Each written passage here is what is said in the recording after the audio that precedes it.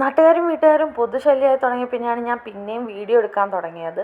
ഇത്ര നാൾ ഞാൻ വീഡിയോ എടുക്കാതിരുന്നത് എൻ്റെ ഫോണൊന്ന് പൊട്ടിയായിരുന്നു. കാരണം ഫസ്റ്റ് ഫ്ലോറിൽ നിന്ന് ഗ്രൗണ്ട് ഫ്ലോറിലോട്ട് ഒറ്റ വീഴ്ച, രണ്ടും രണ്ടായിപ്പോയി. ഡിസ്പ്ലേ വേറെയും ഫോണിൻ്റെ ബാക്ക് വേറെ ആയിപ്പോയി. അപ്പോൾ അതിൻ്റെ പുറകിലെല്ലാമായിരുന്നു ഞാൻ. അതുമാത്രമല്ല, എൻ്റെ ഫോണിൻ്റെ മെമ്മറി കൂടുതലായി കിടക്കുവാണ്. എന്ത് ചെയ്യണമെന്ന് പോലും എനിക്കറിയത്തില്ല.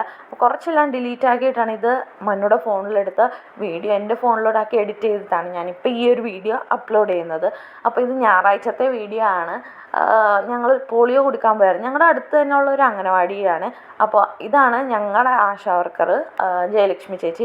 ആ പുള്ളിക്കാരിയോട് ചോദിച്ചിട്ടെല്ലാമാണ് ഞാൻ ഈ വീഡിയോ എല്ലാം എടുത്തത്.